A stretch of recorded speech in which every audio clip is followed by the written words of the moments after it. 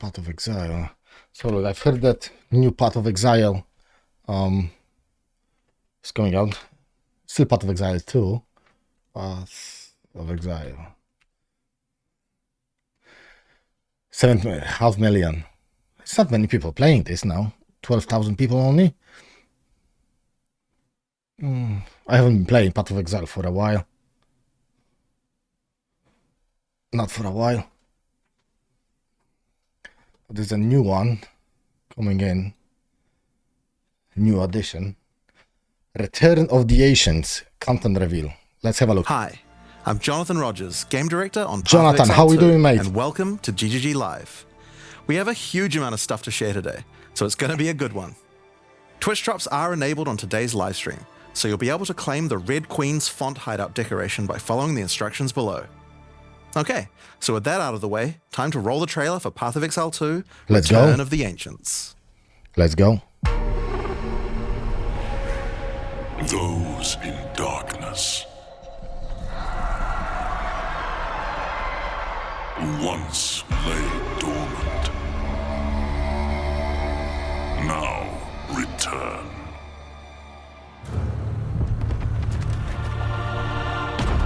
Oh shit.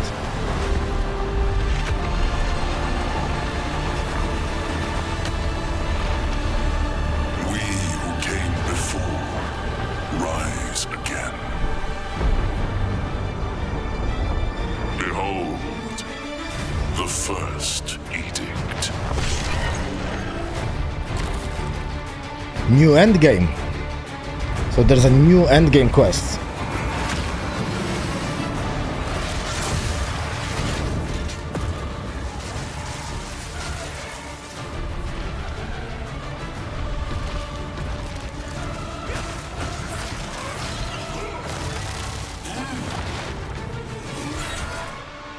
Wow.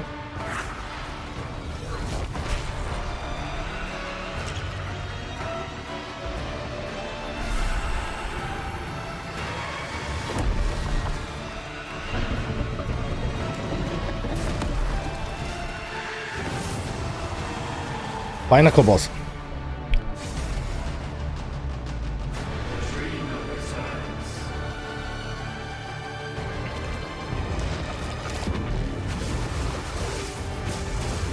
That's pretty cool. That was pretty cool. We become one.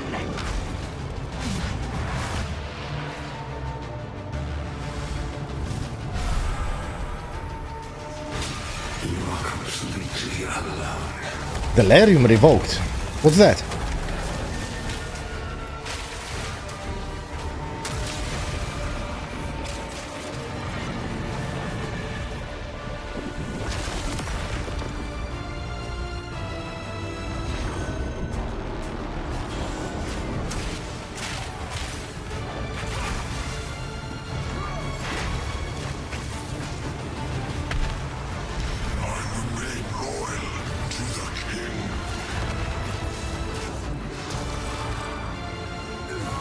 Oh man, that was...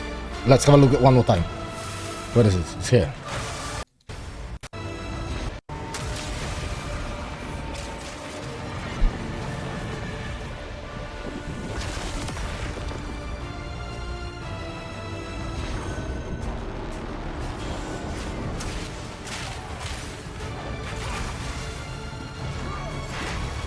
Fucking hell.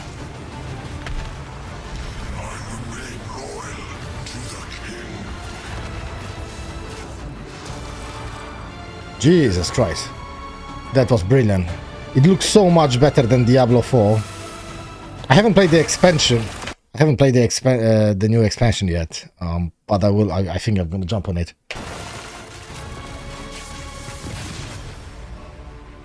Hunt like it's your last. Continue the search. See what you can find. So 3 new classes.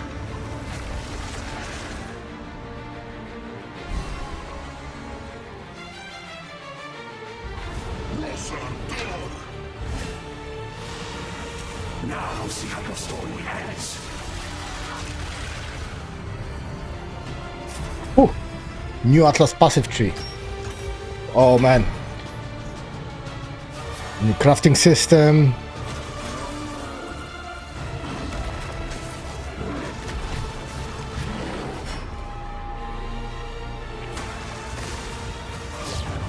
Jesus Christ. To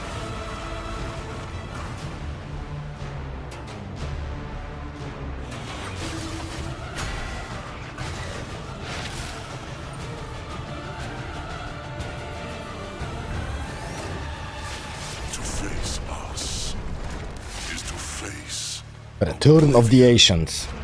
It looks good. I have to say, it looks very, very good.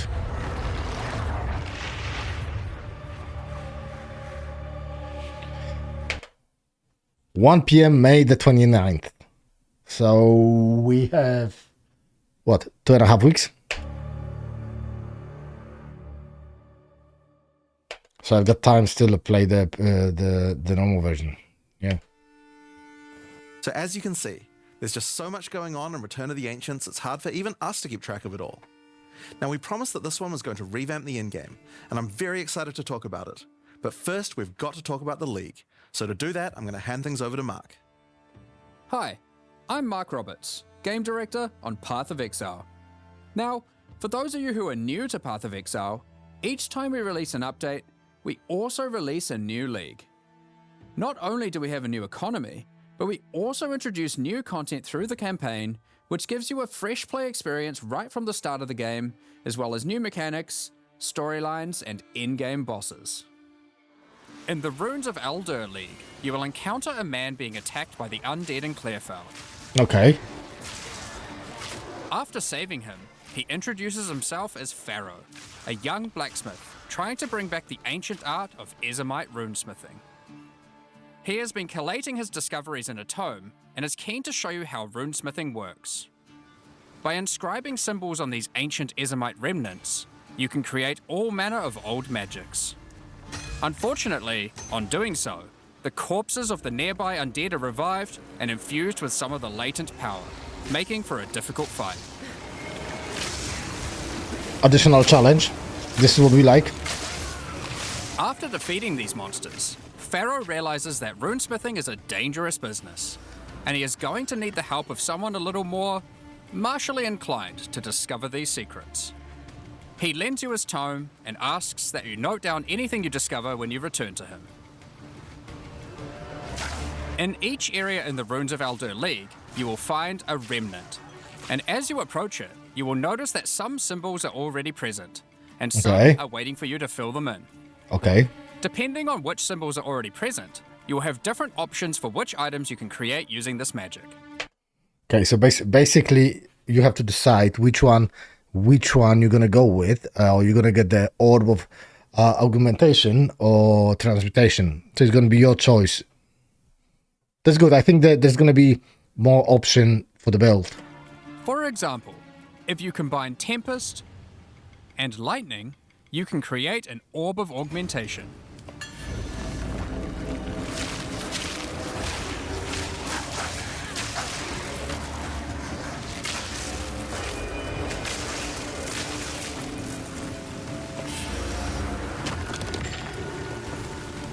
But be careful. The symbols used to craft the items also empower the monsters around the remnant, who will be revived as undead to fight again with different properties depending on what runes you used. So, if you use a fire rune in your recipe, the monsters will be empowered with fire. Makes sense. Or if you use a moon rune, lunar beams will rain down as you fight the monsters. It's fucking brilliant, man.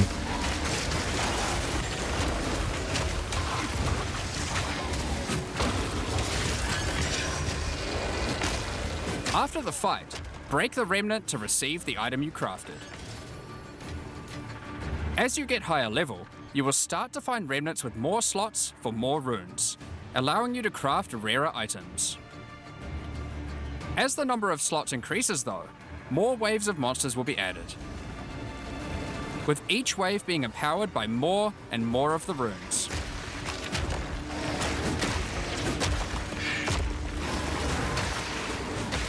And this can get pretty dicey. This is fucking awesome skill, I have to say. Effects. He just fucked them up, all of them.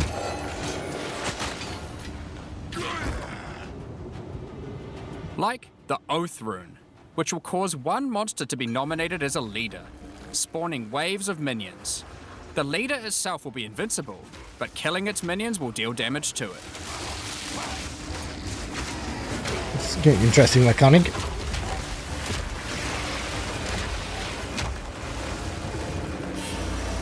I think this is the strength build, what they're showing us.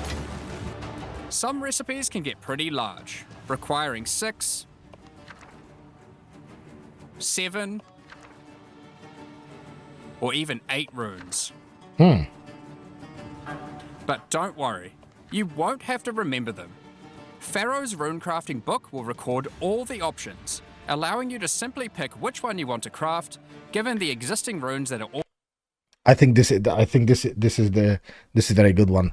You would, with the amount of the runes that you can do and you have, I think you would get lost on some point.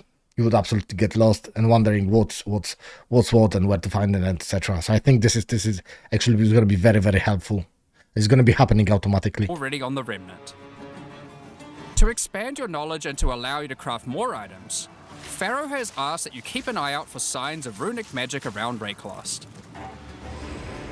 He wants to document anything you find in order to rediscover the secrets of Ezomite runesmiths of old.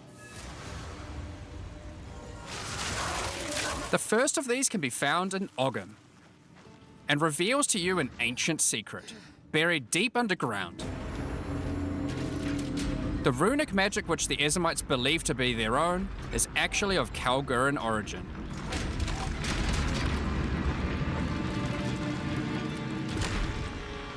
Thousands of years ago, the Kalgurans came to Rayclost to find sources of verisium, a metal on which engraved runes allow control over reality. Pharaoh is determined to learn these ancient ways and gain mastery over them. If you can bring him more verisium, he will be able to use it to smith power into any armor, granting you runic ward, the power harnessed by the Kalgurans since ancient times. Okay. Is it gonna be working on the magic items or? Runic ward is a new resource that protects you from death. Should you run To what extent is gonna actually protect you from death? out of life, your runic ward will kick in, sustaining your body until your life can return. It effectively acts as an extra life pool. Of course, should you take enough damage to run out of that, you will still die. I'm not really sure. I'm not really. I don't know. Maybe during when you're going to be playing, it might be quite useful, but I don't know. I just got a feeling that it's like kind of a cheat code from the previous ones. There was nothing like that. If your health was depleted and you got a hit, you are dead. That's it. But on the other side, someone can make the argument. You know something?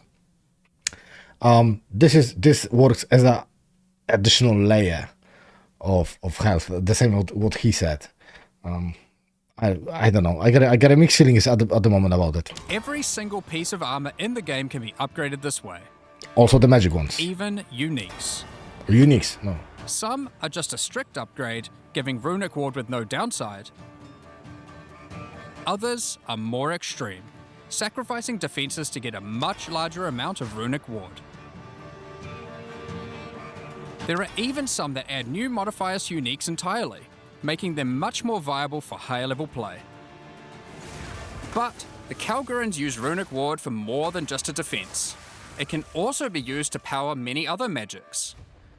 Instead of using gems created from corruption, the Kalgurans used runes of power and fueled them with runic ward.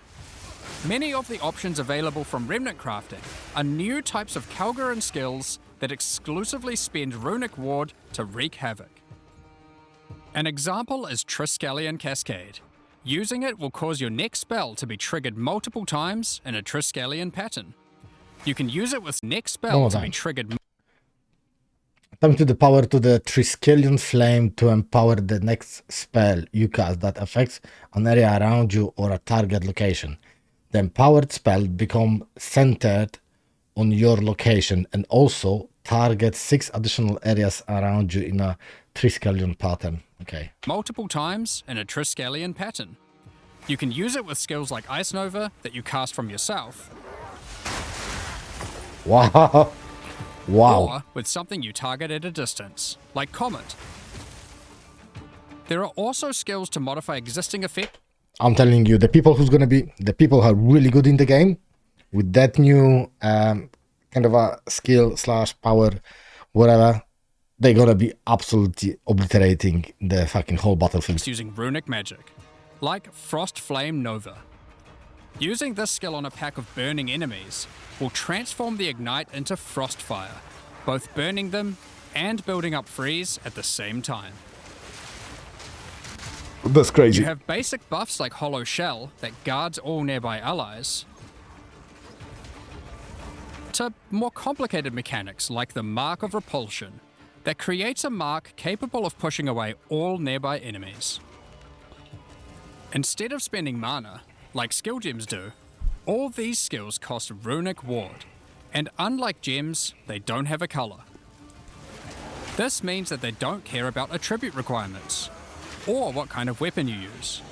These skills are designed to be used on any class, and so often interact with mechanics that apply across many characters. Well, this is the build that I have. By combining different runes together, the Kalgurans were able to support their runic abilities, and you can as well. There is also a set of runic supports that can be combined with regular skill gems in interesting ways. Concussive Runes allows you to add these concussive shockwaves to any skill that stuns. While Runic Infusion lets you spend ward to directly empower the damage on any skill. Now, there are other quests during the campaign too, that unlock even more interesting crafting methods. Buried deep in the jungle in Act 3, you can find the Mystic Refuge, containing even more secrets for Pharaoh to learn from. Using this knowledge, he gains the ability to reforge unique weapons. With this technique, many low-level units and give them a bit 15 to intelligence, 15, 14 crates. Present 100, do 1 druid, 1 power for every 20 total rage spent. Wow, look at the difference. Damage went from 2642 to 111 to 174. of a boost to get there. And it's not just low-level uniques. All Kalguran uniques are able to be runeforged this way too, and they can do some pretty interesting things, like Searle's Grit. We cannot forget that obviously they're giving us a lot of stuff to do, upgrade the weapons, this and that, armor, etc. But we know that in that game, the enemies are going to be quite difficult. A new unique, which when runeforged can get one of several different outcomes. Now, there is still so much more that you can craft with remnants. There are also 100 new runes, as well as many other new crafting currencies. 100, they just added 100 more runes. This is the runes of Eldur after all, and some of these runes have quite powerful effects. For example, this elemental conversion rune will convert all the existing mods on a non-unique weapon from one element to another. Using it, you could combine a weapon with all 3 elemental damage mods into a single element, making a weapon with massive amounts of cold damage. There is also a rune that lets you destroy your rune sockets to turn them into a dual socket on your item. And there are even crafting meta runes that can unlock new types of mods when used with regular crafting. For example, this Rune of Chronomancy will unlock a set of time-related mods to be crafted on your boots. Once placed inside, use regular crafting orbs to attempt to get new mods like cooldown speed or increased skill effectuation. You can also create a new type of currency called alloys. Okay. Using regular metals alloyed with verisium, new modifiers not normally available can be directly crafted onto your items. Using imbued alloy could improve your ailment damage, for example. There are honestly so many options here that unlock all sorts of crazy crafting projects. So I think people will be experimenting with these for a long time. Once you get Definitely. to King's March in Act 4, 100%. When this is gonna come in May, the people's gonna go bananas in terms of what can be done and the builds that you're gonna be pulling off. Oh. Pharaoh finally meets Danig, a real Kalguran runesmith. And riddled with excitement, he wants to learn how to merge modern Kalguran techniques with the ancient knowledge that he has found. From here on, Pharaoh joins in the Kalguran expeditions that Danig has been leading. With the ancient knowledge that Pharaoh brings to the table, the Kalguran expeditions that Danig has been going on will change significantly. For those of you who haven't played it, the Expedition League mechanic involves carefully placing explosives, uncovering the buried dead, and recovering Verisium from them. By choosing where to place the explosives, you can choose which kind of challenges you would like to face, or rewards you would like to claim. But unlike before, expeditions now contain the remnants from Runes of Eldur, allowing you to do some specific crafts along the way using the new League crafting mechanic. One very important difference from the simple remnant encounters, though, is that the empowerments that the remnants grant apply to every monster down the explosive line for the rest of the encounter, stacking together. This can lead to some pretty extreme situations. If you stack too many remnants, you might be in for a fight beyond your abilities, but the rewards can be very worth it. Each mod on the monster is improving the items that they can drop.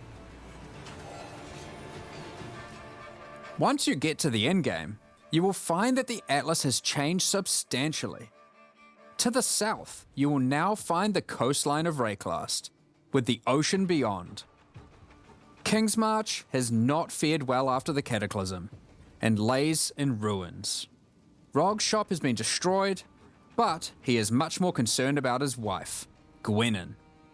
He would like to launch an expedition deep into the ocean to find her, and this begins a new major mechanic for Expedition, exploring the ocean.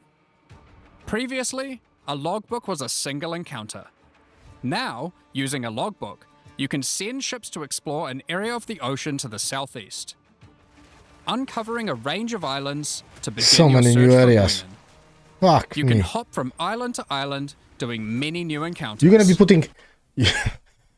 putting hours, like crazy hours into the game. There are islands with expeditions, grand expeditions,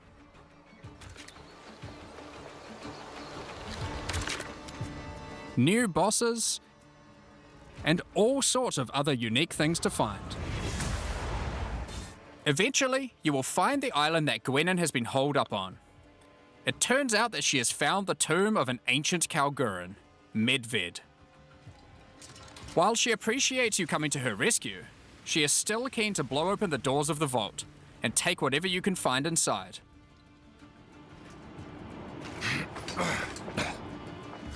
It's just a shame that Medved isn't as dead as you previously assumed.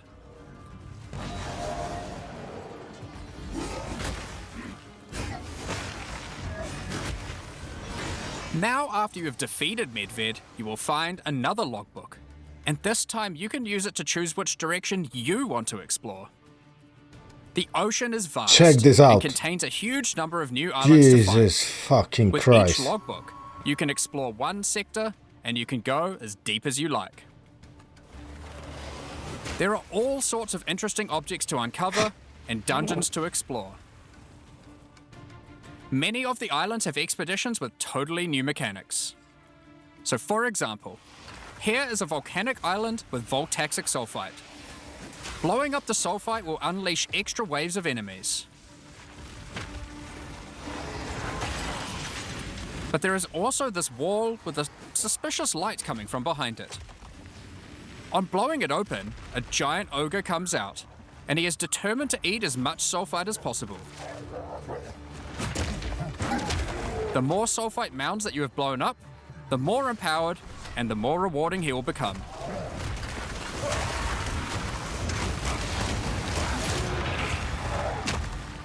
These islands contain all sorts of little secrets that you can find and blow up.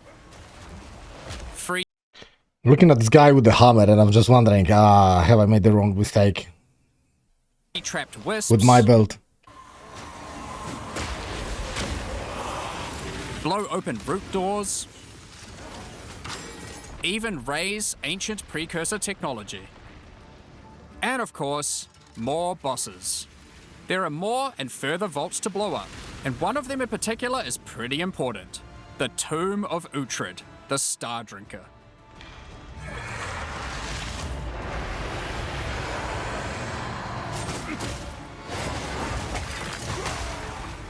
Uhtred was responsible for calling down the meteors of Verisium, which the Kalgurans used to power their ancient magic. And upon defeating him, he calls down a truly gigantic one into the ocean nearby. I think every single island is going to be additional boss, and the boss, and the boss, boss after boss after boss after boss. On visiting it, you find that it is shrouded by a strange energy emanating from the Verisium core of the meteor within. There is something growing in there, and it can't be anything good. In order to gain entry, Danig suggests that the Triskelion Flame, an ancient Kalguran artifact that can absorb and cancel the effects of Verisium magic, could be used to enter. But to find it, you will need to locate the Tomb of Olroth, leader of the Knights of the Sun. Defeat him and gain access to whatever eldritch nightmare is growing inside. Now, we're not going to spoil the boss, but one thing you should know is that the Verisium that makes up the core of the meteor is of a quality that has not been available for millennia. Bringing this to Pharaoh and Danig should allow them to forge. Is this not accident that there's a new expansion that came up for Diablo 4 now, and the Path of Exile is coming up in 2.5 weeks? Some objects of power, the creation of which has been lost to time. So that's the League, and there is a lot going on. To sum all that up, there is a new encounter with over 30 new monster types and over 30 new rune modifiers to enhance them. You can 30 new monsters. create more than 100 new runes to craft your gear, as well as dozens of other new currency items. And there are new quests added to the campaign to unlock even more new crafting options. Rune forging armors, You're going to be able to spend just hours on crafting and seeing what's going to happen if you're going to mix this rune with the other one. You're going to spend hours, absolutely fucking amount of hours. creating uniques, dozens of new Kalguran skills and supports, tons of new islands to discover by exploring the ocean, 5 new bosses, including a new pinnacle boss, Fucking and hell. a bunch of new uniques to top it off. But there is still a ton more to come. It's time to talk about the massive changes to the endgame. But for that, I'll hand it back to Jonathan. Now, as Mark hinted at before, the endgame atlas is very different now, and the ocean to the south is the least of the changes. The entire area around your starting location is now teeming with new questlines and things to discover. Will you investigate the strange forest to the west? The cracks in the earth to the east? Or perhaps visit the ruins of a Val city in the north? The atlas now has fixed points of interest at specific locations, giving you specific objectives that are easy to find. Like before though, no matter which objective you choose, going to towers to see what's out there is always a good idea. I need to see the Diablo 4 expansion pack after this. I got a feeling that it's just going to wipe the floor up with Diablo. First time you do that though, something new happens. The earth shakes, and a gigantic fortress rises from the earth. A remnant of the ancient precursor civilization.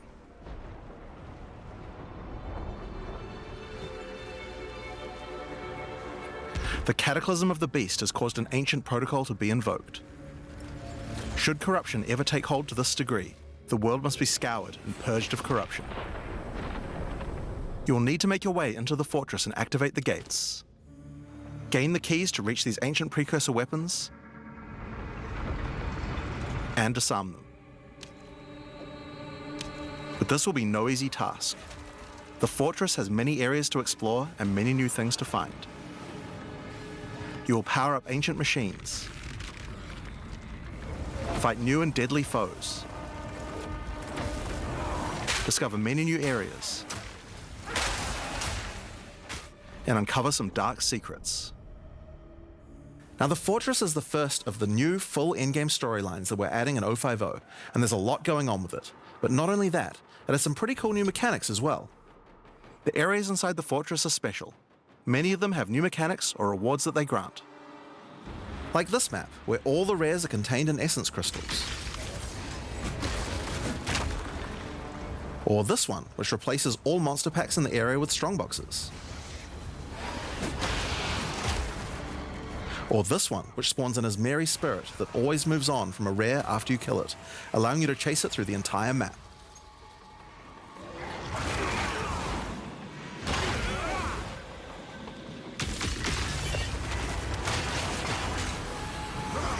Now, just like the normal areas of the Atlas, you'll need to fight the map boss of each area to complete the map.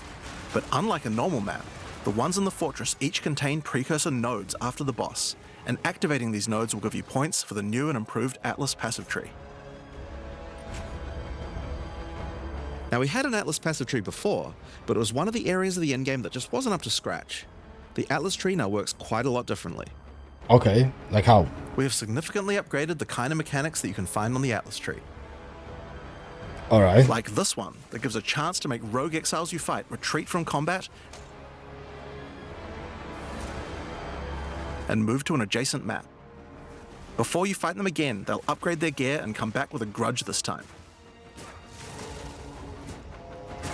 There are also a lot of nodes that combine mechanics together in new ways, like this one, which lets Ismeri spirits possess strongboxes.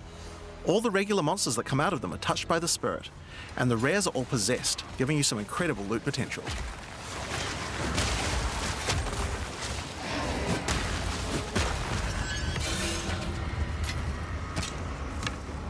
You get points from every single area you complete in the fortress, and unlike before, that means you can allocate the entire Atlas tree. Yes, this whole tree can be yours. This change is pretty important, since it allows us to be able to create many types of bonuses that we wouldn't have been able to create before. For Christ's sake. Like this. Have you seen this? Like, wow. Just look at this. Look at this. To be able to create many types of bonuses that we wouldn't have been able to create before. Like this one, which gives a chance for cities to be invaded by another faction, and can even allow it to contain 2 faction leaders, allowing you to get 2 crisis fragments. If we'd done this kind of thing on the old tree, we would have wanted to spec into it before running a city map, then unspec out of it before running anything else. With full allocation, we can have cool bonuses like these. Now obviously we still want to make sure that you have choices that define your in-game Atlas build. So many nodes in the Atlas tree are now multi-choice. Everyone will get the node, but which bonus you choose to use is up to you. Do you want your powerful boss maps to contain more essences, summoning circles, or rogue exiles? But there's also nodes that contain more unusual things. So for example, on this node you can choose. Do you want to give a chance for shrines to instead be given to the map boss in the area, making them more challenging but dropping special loot? Or would you rather give a chance to be given a shrine buff before entering boss arenas, making for an easier fight? I think I would go with the loot. Now, I could probably nerd out about cool stuff in the tree all day, but we should probably get back to the fortress. Now, one of the really important things we wanted to do was make it so that all the boss fights in the endgame are now accessible with a quest line. That means that to fight the Arbiter of Ash for the first time, you don't need to get lucky by finding keys. They will be in fixed locations and there's a quest to get them. But the Arbiter of Ash is no longer the pinnacle of Path of Exile 2. For that, you'll need to travel into the very center of the fortress. An incredible challenge awaits you should you choose to go there. After the storyline, you still unlock keys for pinnacle bosses in the usual way, exploring the world and finding the keys required to get to them. But we have added a lot more interesting things to find out there as well. There are now all sorts of mechanics that can spawn on maps in the wilderness. For example, Some maps might spawn as a rogue exile hunting ground, containing multiple rogue exiles who are there to hunt rare beasts. You might come upon them in the middle of a fight and be able to take out both of them. Or a map of champions that makes all the natural inhabitants of the area into magic monsters. Or this one that causes all shrines in the area to release as merry spirits when used. I love that skill. Once you have explored and found your keys, you can return to fight the pinnacle in the fortress again. But this version of him will be harder. And not only that, he will have new unique rewards as well. Each time you fight him, you get the ability to activate one section of the fortress, and any maps that you didn't finish there will be automatically completed, giving you all the Atlas points. So if you're the type of player who doesn't want to explore the fortress, and instead just race out into the infinite Atlas, you still have a way to get all those points. So that's the Origins of Divinity storyline. I It's a think huge amount. I think not exploring that and just going with the shortcut, I don't think it's going to be a good option. I think to enjoy the game, you will have to go and explore it. There's so much stuff to do that it's crazy. Just a second.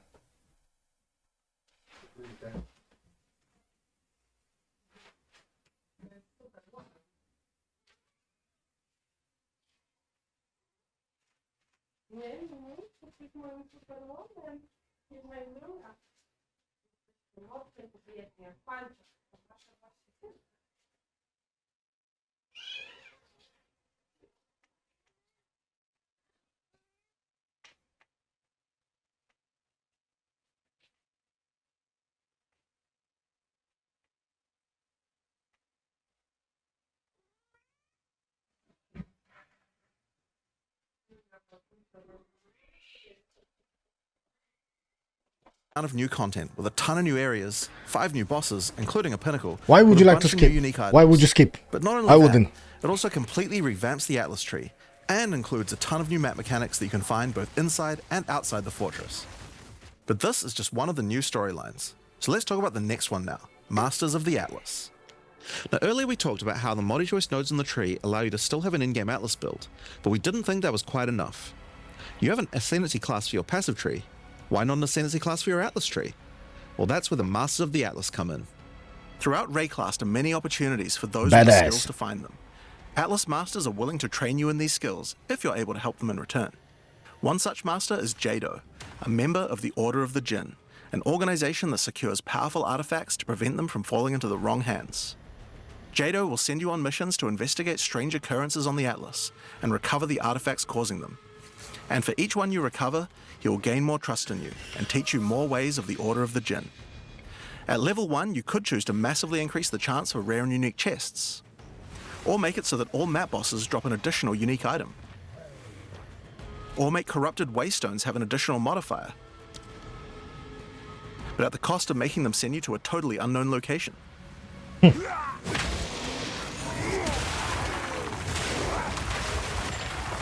Each mission you complete for Jado will unlock another row of abilities and give you another point to allocate, letting you choose how you want to specialize. But there are other masters too. For example, Hilda. Hilda is a member of a guild of monster hunters. She will send you on missions to assassinate specific deadly creatures around Rayclast and harvest their parts. In exchange, she will teach you her monster hunting skills, like this one, which adds a 25% chance to upgrade any map boss to a powerful version. Or this one, which makes his Marian spirits no longer possess rare monsters, making them go for the unique bosses in the area instead. You might notice that many of the effects on these are both upsides and downsides. So Hilda, for example, can make it so that you only get one attempt when fighting pinnacle bosses, but in exchange for that, they always drop 2 uniques. Ooh. Because of that, we wanted it to be easy to swap between them depending on what you're doing. As you unlock each master, they will appear on the side of the screen. Simply click whichever one you want to use to run the map, and all the bonuses you have selected for that master will be activated. This allows you to have a few different strategies that you can quickly pick between, depending on what you're running at the moment. Now, one thing that's been pretty obvious is that the endgame leagues we created when launching Early Access in 010 were not really up to the standard of the leagues we did since then. Fate of the Vaal and Rise of the Abyssal just have a lot more going on than Delirium or Expedition, for example. We wanted to do a serious upgrade to all of these mechanics before we do our 1.0 release, and so that's what we've done. All 4 of the leagues we launched in Early Access have been upgraded with not only new quest lines, but new mechanics, new crafting systems, new uniques, and new pinnacle bosses. One of the really important changes we made to all the leagues is that you can now find them on the Atlas in specific locations, and each one has a quest line that will lead you there to being able to complete the league, along with its Atlas tree and its pinnacle boss. This is true even for the leagues that we didn't do major redesigns to. So let's use Abyss as an example. When you first encounter one in the endgame, you'll get a quest that leads you to the east, where you will find these mega abyss cracks in the earth leading away from the Well of Souls. All the maps along the cracks will contain abysses with special properties, and mapping along these cracks will close the Atlas scale abysses, giving you points for the Abyss Atlas tree. At the end of each Atlas abyss, you'll find an Abyssal Depths, with the boss fight for one of the Abyssal factions, giving you a guaranteed way to fight them. And after completing all three, you'll get a key for the Well of Souls, allowing you to fight the Vessel of Kulamak.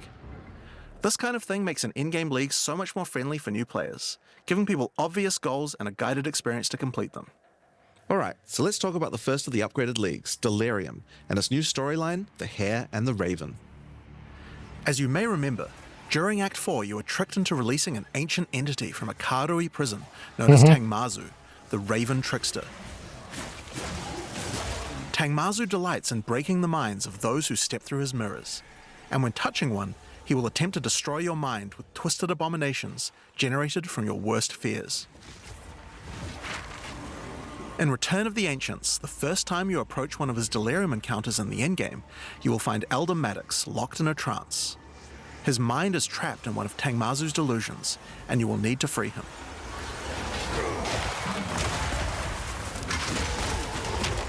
Once free, Elder Maddox demands that as you caused this problem, you should put it right. He asks you to travel west to the Withered Willow, the location he believes that Tangmazu first gained his powers. But be careful. As you travel there, the Raven Trickster will attempt to break your mind. Each map around the Withered Willow features delirium encounters. Now this is more than a simple quest upgrade. The mechanic of delirium has been overhauled and expanded. At the bottom of the screen, there is now a bar that indicates how deep into delirium you are. You can see which direction leads deeper by looking at the fog, and the deeper you go, the more... I just have to say something. The team who made this game, they have so much passion about it that it's just mind-blowing. Challenges you will face. By looking at the bar, you can see how long you have until the delirium ends. And you can also see special encounters that you will face if you're able to go deep enough into the fog. At the end of the bar is always the boss of the map, but we now have a variety of other encounters that you might find as you explore the horrors of your own mind. For example, you might encounter a purple mirror shard that when shattered will cause all the enemies to become more nightmarish. After hitting this, you'll notice the delirium demons are enhanced, significantly more powerful, larger, and scarier in general. Oh man, rewards. I'm gonna lose so much shit on that. Should you encounter a red mirror shard, you'll be sent into the depths of your mind.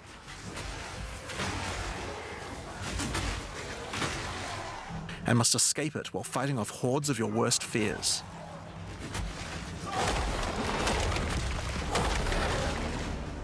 If you are able to do so, you will gain a powerful amulet with 2 instilled notables on it. Once you reach the Withered Willow, Elder Maddox discovers that a shard of the mirror is missing.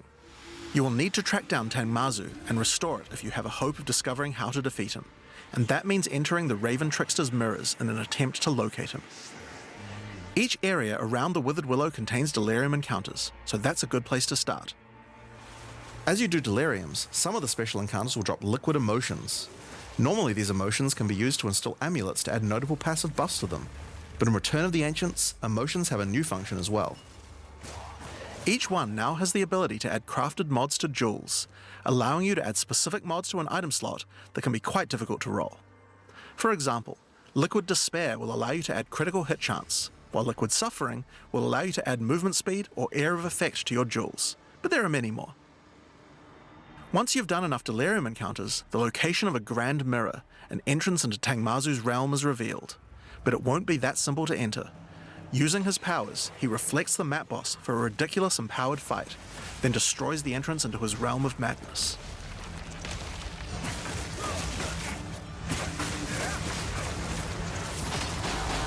In order to find him now, you'll need to let the insanity fully into your mind. A strange fruit is left behind which you can consume to fully embrace the madness in an attempt to reach the Raven Trickster's realm. Consuming the fruit will cover an entire area of the Atlas in fog, and every map you do in the fog will get progressively harder and harder as you explore the deeper reaches of your mind. At some point, you enter a new layer. A simulacrum of your memories, twisted and perverted by the Raven Trickster. Should you be able to complete the simulacrum, Tangmazu will believe that you are worthy of a true challenge. I think the story And is will let you great. take the remaining shard of his mirror, allowing you to enter his realm of madness back at the Withered Willow. If you dare to face It him, is. The it story. will The be a story. The story fearsome is great. challenge. The story is definitely great.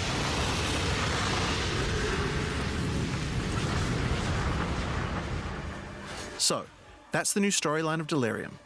As you can see, it's not only a quest line, there are new mechanics, new crafting options, and new boss fights.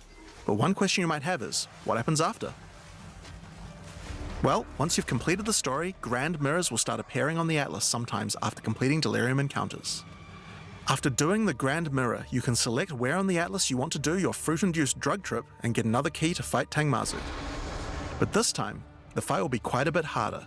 And not only that, the fight will be able to drop a bunch of new uniques that were not available in the questline version. We'll show some of those later.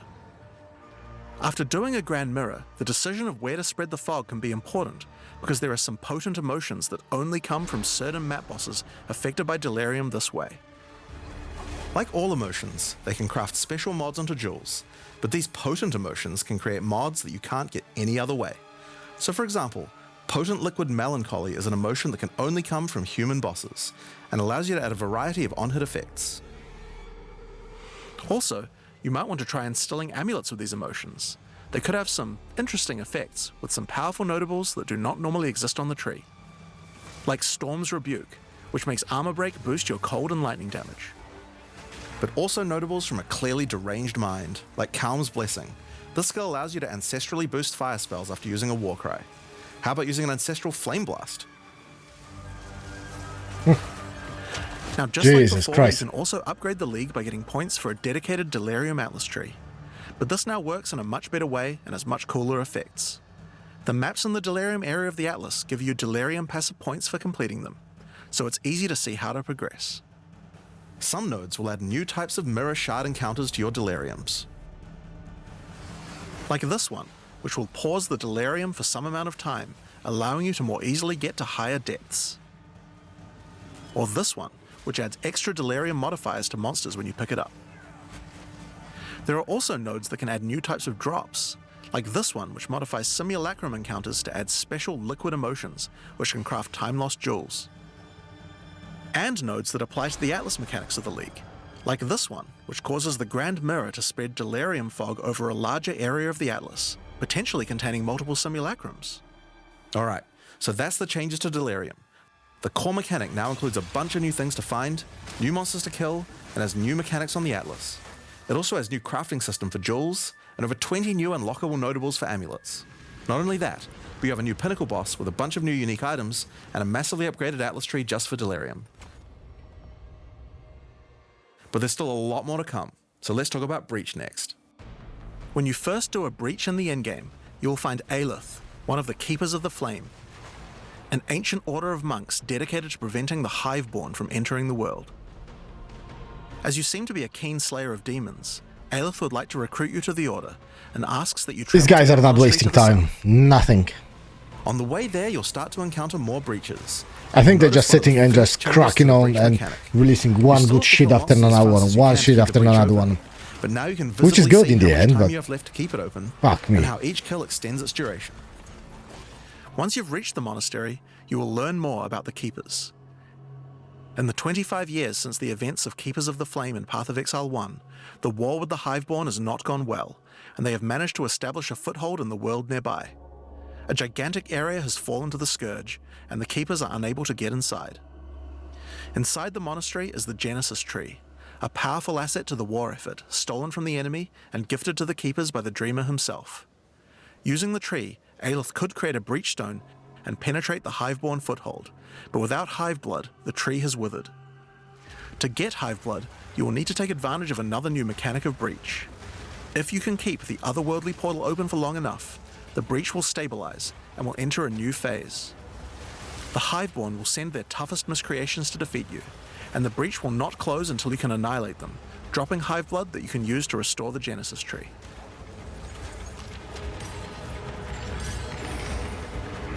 In some cases, you may even attract one of the deadliest foes the Hiveborn can offer, a Marshal of Zesht. These monsters also drop womb gifts, and if you take these to the Genesis tree, they can be used to craft items to help you in the war against the Hiveborn. Given that 25 years have passed since the beginning of the war, the tree has grown and withered many times, but with each cycle it learns and expands its abilities. When you first open the Genesis tree, you will notice these holes into which you can place your womb gifts. Each womb gift can be used to create a different type of jewelry and must be fertilized with hive blood. So for example, you can place this amulet womb gift into the tree and it will give birth to a random rare amulet. But the Genesis tree is capable of much more. As you continue to feed the tree, its branches will regenerate and allow you more and more control over what kind of items it will birth. So for example, this branch of the tree will allow you to control which base types of amulets can be birthed.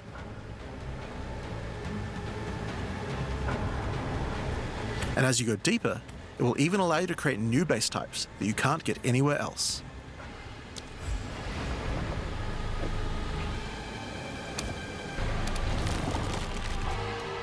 Like this one, which gives you an entire spirit skill for free. Or this one, which has a rune socket in it.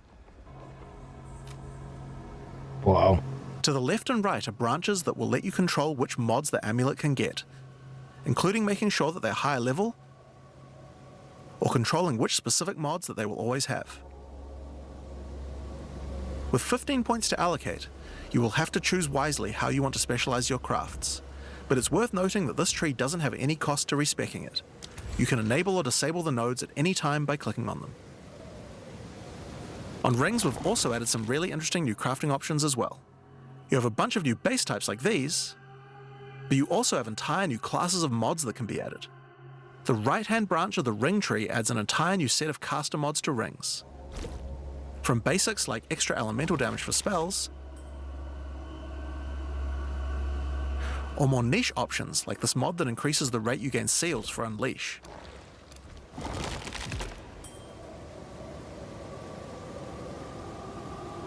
And on the left-hand side, you can unlock an entire new set of mods for minion characters. This stuff is actually pretty important, because casters and minion builds didn't have as many slots with interesting item crafting compared to attack builds. The Genesis tree narrows that gap. There are also trees for belts and currency. I won't go over them too much here, but there are all sorts of goodies in these too, like being able to create new catalysts for jewels, or a belt that gives lightning damage. Once you've done enough breach encounters, you may finally get a womb gift capable of birthing a breach stone.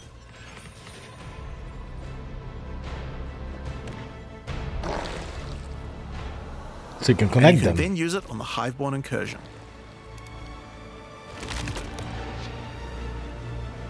Once used, the true extent of the Breach Demon's foothold becomes clear. They have not only transformed the land, but constructed huge sky hives as well. When you enter the outskirts of their realm, you will discover breach hives. Using the power of the Keepers of the Flame, these otherworldly structures can be burned away when walking through them. But for each one destroyed, more of the Hiveborn will attack when you attempt to purge the hive.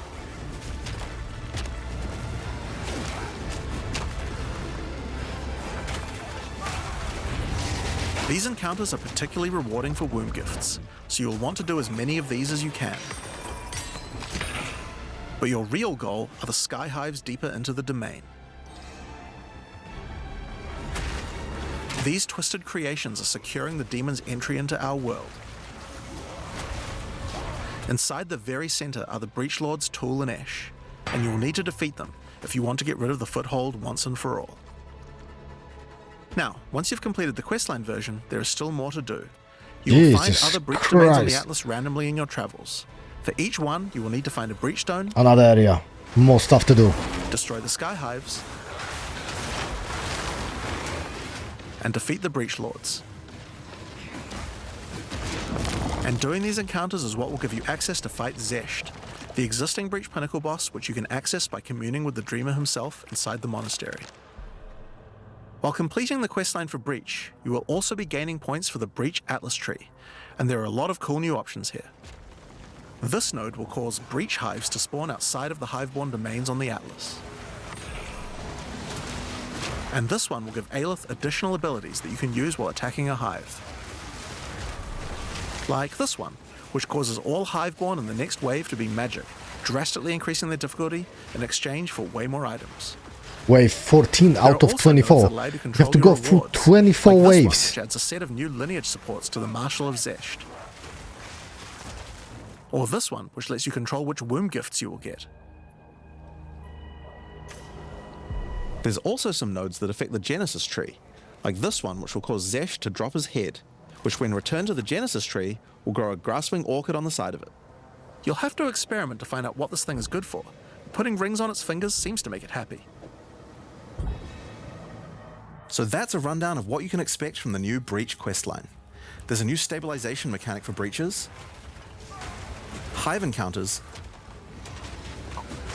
and Hiveborn incursions on the Atlas. But you also have a huge new crafting system and new bosses as well. Alright, so let's talk about the Rite of the Nameless storyline next. When you first complete a ritual in the end, They're adding so much stuff. So much she stuff. appears to need your help, Just mind-blowing. but isn't able to communicate more than a few words, beckoning you to come to the Wildwood. Like the other leagues, Ritual now has a place on the Atlas to call home. The Wildwood could be found to the west. When you first arrive there... How much that expansion is going to be? I just need to have a look. Because I'm now curious. Where's Path of Exile?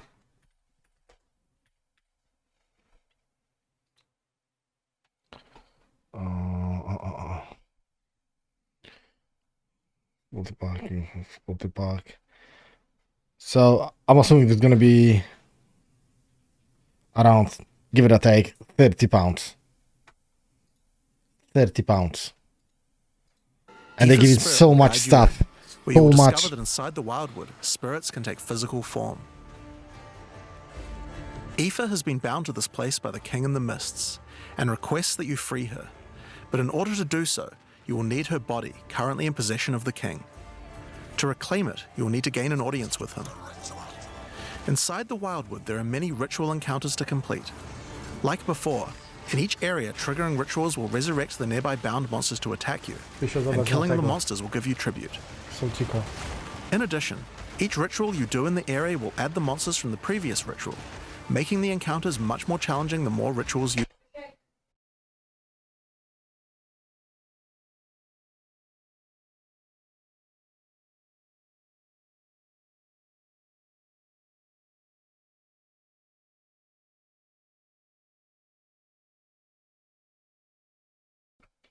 you complete. Dobrze. Once you've Dostaniesz completed them, kebaba. spend your tribute to get items. Now, an important change to the rewards of Ritual is that all the items in the reward window are now uniques or omens, making this league's rewards much more valuable than before. In order to gain an audience with the Nameless King, you need to sacrifice...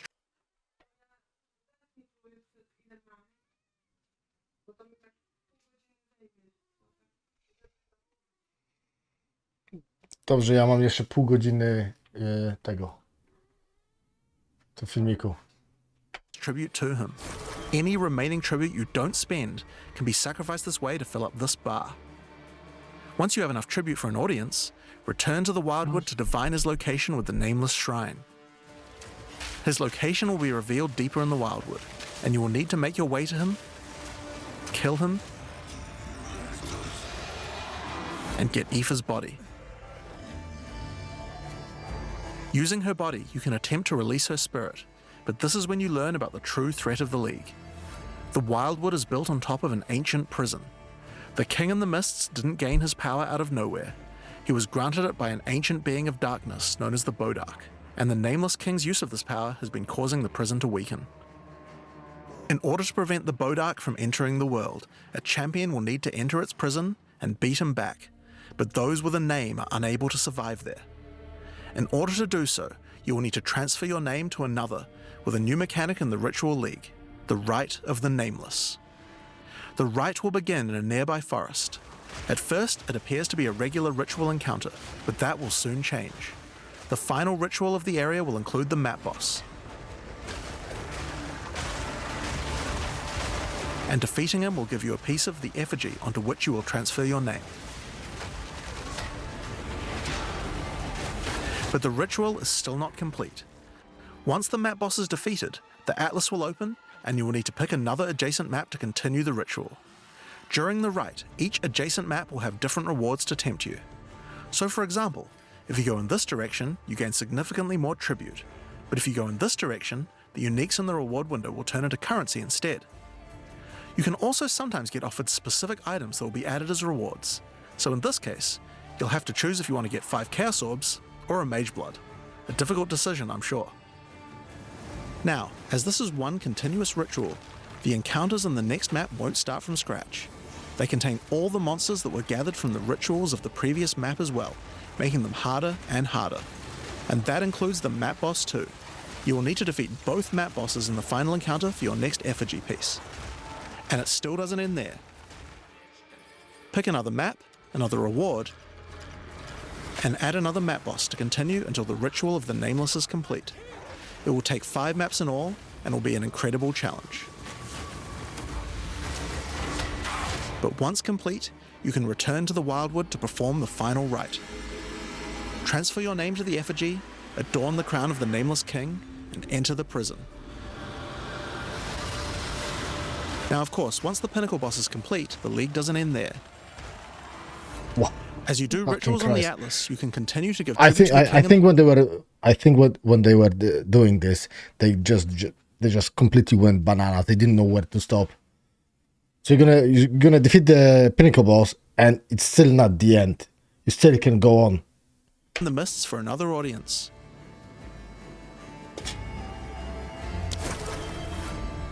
Pick another forest to begin the Rite of the Nameless once more, and this time with a harder Pinnacle boss and new unique items to find.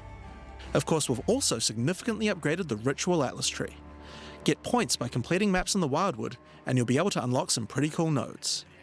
Some of them affect the Rite of the Nameless, like this one, which extends its duration. You thought fighting 5 map bosses at once was hard? How about 6? Or this one, which makes maps during the Rite have more reward mods, often having 2. You also have nodes that allow things to combine with other content, like this one, which gives a chance for rituals to be created inside summoning circles, adding a random boss to the ritual encounter. There is even a node which adds a new type of possible ritual, the Audience with the Queen, which causes the Bride of the King to sometimes appear. Okay, so that's ritual. But let's have a look at what this means for endgame content as a whole for Path of Exile 2. When you include the expedition changes made by the League, we have a total of 5 new endgame storylines, each of which has a hub, crafting systems, areas to explore, NPCs, and a pinnacle boss as a capstone.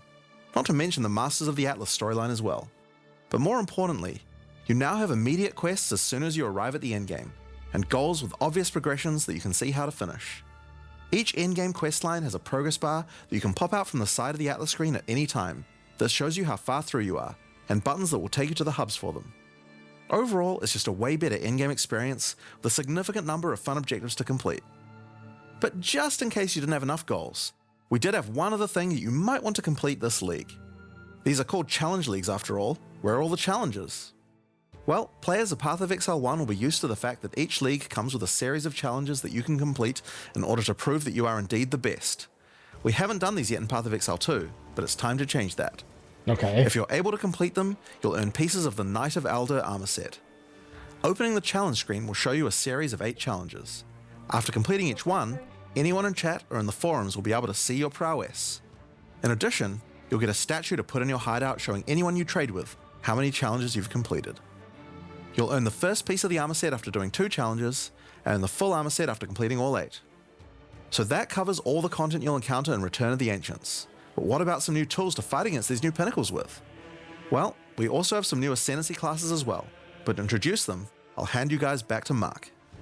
As Jonathan said, we have 2 new classes to show you today, the Spirit Walker and the Martial Artist. Let's start with the Huntress's new class, the Spirit Walker. The Spirit Walker has developed an affinity with the Asmerian animal spirits. She looks like a fucking She is psychopath. able to infuse the power of multiple spirits at her choosing. Fucking hell. On the bottom part of the class, you will find paths for each wisp you would like to commune with, be they primal, vivid, or wild. Each one can give you different abilities that align with the stag, owl, or bear.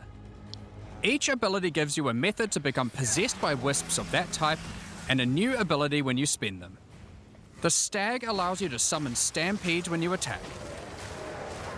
The owl grants boons in the form of their feathers, which adds extra projectiles and enhances the projectile speed of your next skill. I'm just making some notes And because the I'm bear not. simply summons a giant bear I companion to can't your just follow side. up from my The bear memory. will maul, slam, leap, and do intimidating roars to debuff your enemies.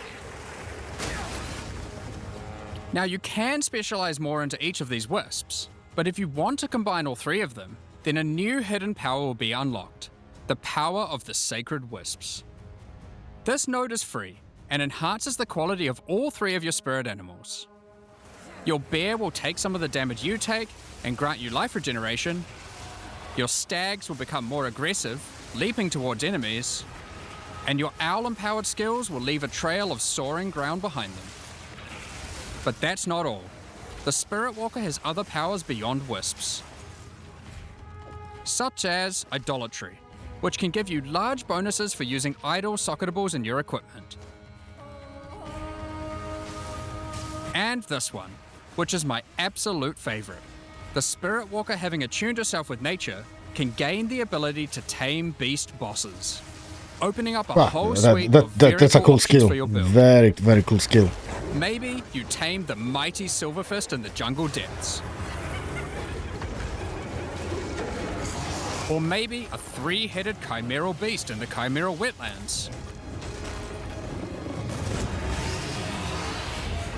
Or then there's a giant frozen owl beast, Rakar, the frozen talon. There's so many choices. You're going to have to experiment a bunch with this one, and I'm very excited to see what bosses you all choose to have as your trusted boss companion. Next up, we have Who does he remind you to? The guy from Avatar. the monk's new ascendancy class, the martial artist.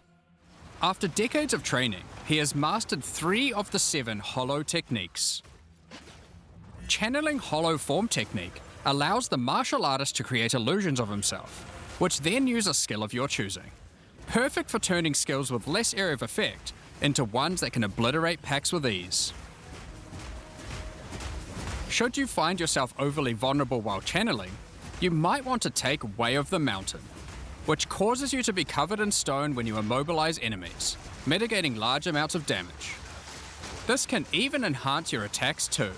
By hardening your weapon in stone, Over 1 million in the damage points. Look on the top right corner. Over 1 million already. you can deal even more damage. Fuck yeah. After taking Hollow Focus technique, you can manifest your spiritual energy into objects.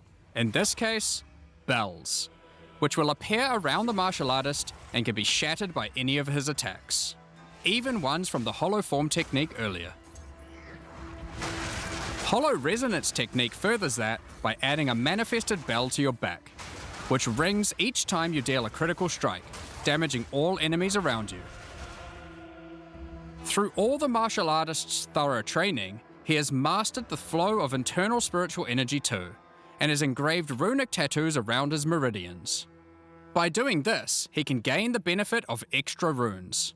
Just open your inventory and add the runes. There is one that counts as a helmet, 2 as a body armor, 1 as gloves, and 1 as boots. Finally, your hands, the ultimate expression of a master of the martial arts. Taking Way of the Stone Fist will cause your gloves to become a new base type when equipped. Each modifier on the original pair of gloves has an equivalent, more powerful, and more impactful modifier. For example, these gloves add some physical damage, cold damage, lightning damage, some resistances, and life gain on hit. Now, when I equip these, they become literal fists of stone, and not only grant me a bunch more evasion and energy shield, they now also grant a lot more damage. some maximum resistances, and a significantly higher amount of life gained on hitting enemies. With all the different rune combinations you could do, and the different modifiers on gloves, there's a ton of different build options, and we're looking forward to seeing what you can come up with. So the people is gonna make, as I said previously, the people is gonna be making so crazy builds that, oh. Now, with so many new bosses in Return of the Ancients, of course we want to have a huge number of unique rewards. There are some pretty cool things in here, so we wanted to show you a few of them. Twisted Empyrean is a two-handed mace made from the purest of Verisium, combined That looks just fucking awesome. with the beast's corruption. It converts all of your mace's skills fire damage to cold, and visually does so too, turning your volcanic fissures into glacial ones. This mace also comes with its own built-in skill, Starborn Onslaught. Using Glory, you can leap backwards, throwing your mace at the ground, creating Verisium fissures, before calling behind it a storm of cold metallic bolts from the stratosphere. Next, we have Eventide Petals, an amulet that not only grants runic ward, but also comes with its own reservation skill, Midnight Zenith. This skill causes your critical hits to grant Arctic petals that hover around you. Once you have acquired enough of these petals, they will be consumed, creating a floral ice crystal near an enemy. Then, destroy that crystal to do devastating cold damage to everything around it. The Raven's Flock is a staff perfect for minion characters. Not only does it grant spirit reservation efficiency and minion damage, it also allows your minions to inflict grueling madness on hit, slowing enemies and making all other slows on them more powerful, for maximum crowd control. That's not where this item shines though. It grants a skill called Spiraling Conspiracy. This skill causes a flock of ravens to circle you, dealing damage over time to anything near them. Killing enemies, or just by standing near unique enemies, causes the flock to grow, getting larger and larger. For your PoE 1 players, you can think of this just like a Raven Righteous Fire. That's not all, however. I think it's better than having just minions. So Oh, they they are fully minions. scale with minion damage and come with their own command skill, Mad Check this Flight. out. This command skill causes your flock to create a tunnel of deathly Look at the damage hellbath. between a set of illusory mirrors, It's just disappearing. obliterating anything in between. Like that. Absolutely. Horror's Flight is a pair of gloves instilled with the purest of fear. Equipping these causes your enemies to become terrified of you. These gloves cause you to gain stacks of fear incarnate when you cull enemies. To aid in your culling, these gloves also come with the skill Crushing Fear. This is similar to the monk skill Killing Palm, except it deals chaos damage, and the amount of damage and area of effect scales drastically based on the power of the enemy. As you use this, gain your stacks of Fear Incarnate, which increases your culling threshold, meaning enemies become easier and easier to cull, even to the point of being able to instantly kill some monsters from full life. Sylvan's Effigy is a scepter for those wanting to run companions. It allows you to have any number of companions of different types, instead of the normal restriction of just one per type. But what makes this cool is the Asmerian Wolf companion it comes with. This is a persistent minion that bites foes to maim them, leaps to cause bleeding, and even howls to buff nearby allies. Additionally, it comes with the command skill Eternal Hunt, which when used it will howl, calling on the spirits to manifest spectral wolves to ambush all foes around you. Liminal Coil is a crazy wand. It allows you to apply as many curses as you please, but those curses will have no effect. What's the point then? 2 reasons. Firstly, your spells gain a bunch of extra physical and chaos damage for each curse on enemies. Secondly, is the skill it grants called Coiling Bolts. This skill is a projectile spell that fires coiling physical and chaos projectiles with every cast. What makes this skill truly special though, is that it will split and chain through every cursed enemy, causing an absolute ruckus. See for yourself.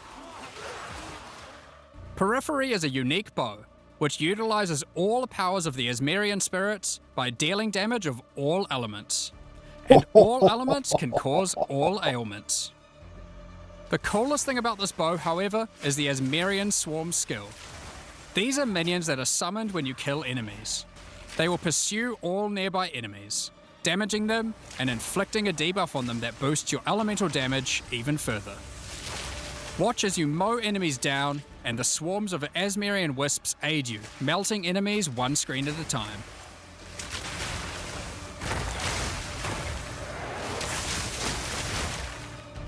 The Ordained is a new spear, mastering in physical and lightning damage, with high critical strike chance too. This spear allows you to leech life not only from physical damage, but lightning too. It also creates a fragment of divinity nearby periodically. What are those? Well, this spear has the skill Righteous Descent, which is an epic, divine leap, aided by angelic wings. If you use the skill when a fragment of divinity is nearby, it will become empowered, dealing significantly more damage, gaining massive area of effect, and bypassing its cooldown. When fighting a boss, let a bunch of the fragments spawn, and then just unleash your divine havoc, obliterating them. Last, but not least, we have a new unique jewel, Voices. Voices is simple. It consumes 1 jewel slot to add more. There are versions that add 2 jewel slots, 3 jewel slots, and for those who are absurdly lucky or rich, one with 4 jewel slots. Equip it and notice the slots appear next to your character's portrait in the center. One of the things we are concerned about is how long it takes for experienced players to replay through the game in each new league. As we learned from Path of Exile 1, one of the things that can really help is having elements in the campaign that tell you where to go, if you know what to look for. Yeah. We'll cover just one example per act for Acts 1 to 3, but there are many more than just these.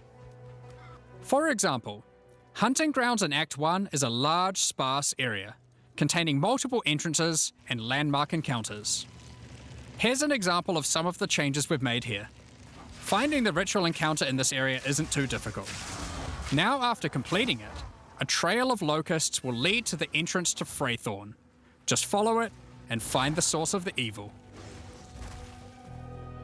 You may also find corpses of dead animals, killed and pecked at by the crowbell.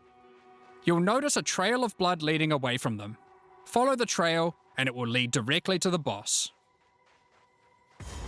That's not bad. We even put a signpost on the road to tell you which way to go to find Ogham Village. In Act 2, in the Mastodon Badlands, you need to find the Lightless Caverns and track down the Abyssal. Now to make this quicker, in the level you'll find these cracks. Just follow them, and it will take you right to their lair, allowing you to find and unlock the Well of Souls. In Act 3, the jungle areas have camps of explorers to sell you items. However, they are now even more useful. By talking to the explorers, they will point towards the next area. Not only that, but it will also reveal it on the minimap, so you can know exactly where to go. These are just some examples. We plan to do more and more of these over time in order to streamline the experience. Now, as this is an in-game expansion, it makes sense that we would work on Atlas QOL.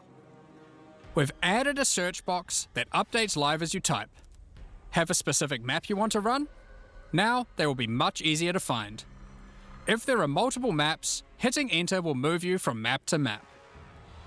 Now, making a character build in Path of Exile 2 can be pretty complex. And instead of designing a build yourself, many players enjoy following online build guides. We have a pretty awesome community that has built many tools over the years for designing builds. I was just playing but we wanted to improve the experience of following them. So, we are introducing a new build guide system directly into the game client. Here's how it works. Community creators who write build guides can now create a new file format, a build file.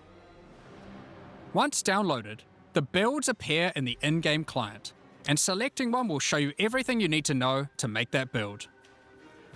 So you can see all the passives you need to allocate, ascendancy points you need to take, skill gems you need to equip, and recommendations for all the support gems you need to use as well. For items, the build designer can specify which uniques to use in each slot, or if needed, just add some notes to the item slot to say what kind of item you need. In fact, build creators can add notes to just about any of these areas. No, I'm not really sure, but I think I'm having issue with that. I think that giving away everything up front, especially for someone who's going to be new players, giving everything up front, it's not a good option. It should be about going and looking and finding the gems and doing everything what you have to do, deciding on the build, spending a little bit of time on it. I'm not very big fan of that. I think it's a massive shortcut, especially as I said for the new players. I think they're gonna be having too easy, if this is what I can say. Allowing them to explain different trade-offs in context, or just give more info about how these things should be used. They can also give level ranges to each element, allowing recommendations to change over time. Great for builds that need to respec after they reach a certain level.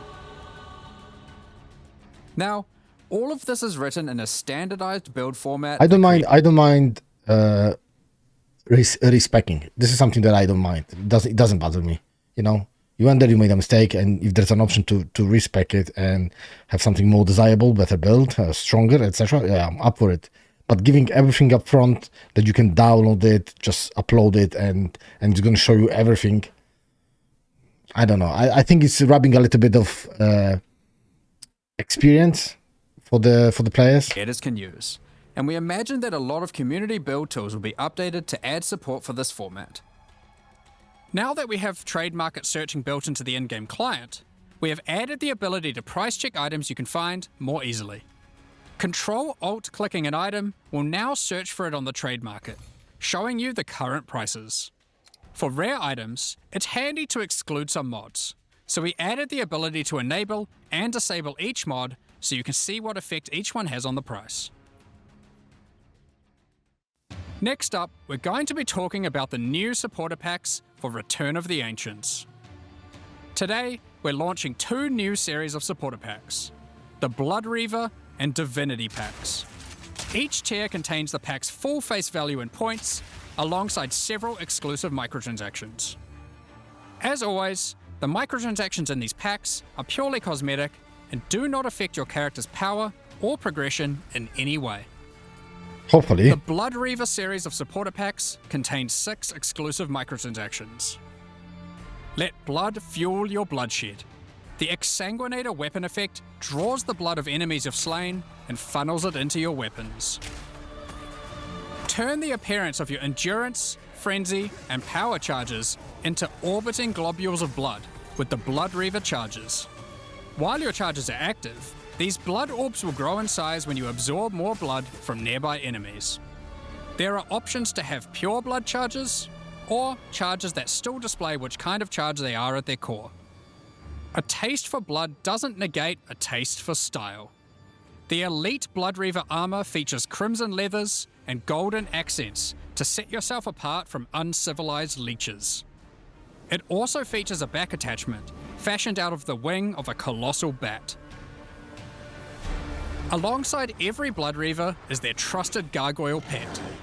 In true gargoyle fashion, they take the form of a stone statue when you are idle, leaping into action when you're on the move again. What good is immortality if you don't have a vast mansion to come home to at the end of the day? The Eternal Blood Reaver supporter pack contains the Blood Reaver Manor Hideout. This exquisite 2-story estate features an organ, a grand dining table, and cages for your visitors. You can alter the walls to create as many or few rooms as you like. Last but not least, the Servant of the Manor, eternally bound to the Order of the Blood Reavers. This henchman will manage your store, so you can spend more time spilling blood. Stop that. We won't disappoint you. But if we do, you've our permission to beat us most violently. The Divinity Pack series also contains 6 exclusive microtransactions. Call on Divinity to aid you in eluding enemy hits with the Divinity Dodge Roll effect. As you sprint, actual divine lightning wings will form out of your back, leaving a trail of radiance as you engage or escape from combat. For situations that are too dicey, call on the gods above to send down the Storm of Divinity portal to create a safe passage for you to retreat through. Adorn yourself with the Knight of Divinity armor set, a highly revered attire only bestowed to those deemed worthy for the divine cause. Equipping the Divine Surge character effect empowers you with a storm of divine energy.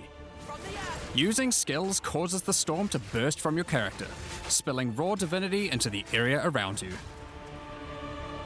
The Arbiter of Divinity I must say some of them are cool. They look great, but I have never spent a penny for the cosmetics, my own money. And if I'm honest with you, I'm not planning to. I don't find this necessary. Its original purpose is unclear, but it has been altered to fuel your maps using the pure, everlasting divinity within the statue. The pillars surrounding represent how many portals you have left for your map. This map device also tracks your progress as you complete the new Origins of Divinity storyline, added this expansion. Additionally, all microtransactions from the supporter packs will be made available for use in Path of Exile 1. On release weekend, we will also be releasing the Return of the Ancients mystery box, which will contain 2 armor sets, a set of map devices for your in-game adventures, a new tracking scroll that records the amount of currency you've gained from the currency exchange or your shop, and much more, like a set of finisher effects and affinity stashes. That's not all, however. The Fragment Stash tab is finally coming to Path of Exile 2, and with it comes some tabception. Inside this one tab, there's a tab for your various boss key fragments. There's also a tab for all your precursor tablets, with each type of tablet getting 6 tabs of storage. Finally, there's a tab for your Djinn barriers and inscribed ultimatums, both of which get their own 6 tabs. That's a lot of tabs. So that's everything in 050. This is by far the biggest update we've ever made to PoE 1 or 2. New in-game storylines, pinnacle bosses, crafting systems, items, ascendancy classes, and so much more. Now, because this update contains so much in-game content, we're doing significantly more testing than usual. For that to happen, we're taking a little longer than usual between the announcement and the release. 050 will be released in 3 weeks on May the 29th, with the patch notes being released on the Friday before that, on May 21st. But there's just one more thing to talk about. Now that the endgame is up to scratch, we have to start talking about our plan for 1.0 release. The feedback we've had during early access has been critical for making all the improvements that we'll be making to the game. At the same time, we had to create enough in-game content to make an ARPG that can call itself a successor to Path of Exile 1. Well, with 050, we now believe we have reached that point, and so this is going to be the last full-size league during early access. That's right, the next big update is going to be 1.0. Now, normally we would do our next big content release in August, but in the run-up to full release, our plans take a little longer on this one. As big as 050 is, 1.0 is even bigger. So we'll be launching 1.0 this year sometime after ExileCon. But that doesn't mean we won't be doing updates in the meantime. In this final phase, we have a lot of things to polish throughout the game and balance to improve. I'm sure there'll also be feedback about the new endgame that we need to incorporate too. The difference is that the focus is not going to be on adding more content like the previous updates, it's going to be on improving what we already have. But we still want to encourage people to try out all the balance changes and improvements that we're making. So we're going to be running a few event leagues during this phase alongside each update. Think remixes of existing mechanics or features. And speaking of ExileCon, don't forget to pencil it in on the weekend of November the 7th in New Zealand. ExileCon is a gathering of our players, and a chance for us to showcase everything we'll be working on for both Path of Exile 1 and 2. And this one will be particularly important for us, since we finally get to unveil some of the coolest content that we've been working on for a while now with Act 5 and 6. Tickets for the in-person event are currently sold out, but don't worry, all the announcements and talks are going to be streamed online for all of you to watch. Mind-blowing. Hi, I'm Chris. So let me get this straight. I got some notes for that. So those guys are absolutely cooking. 300 more notes, 5 new storylines, 15 new bosses, 2 new classes, new crafting, more monsters, and 40 new items.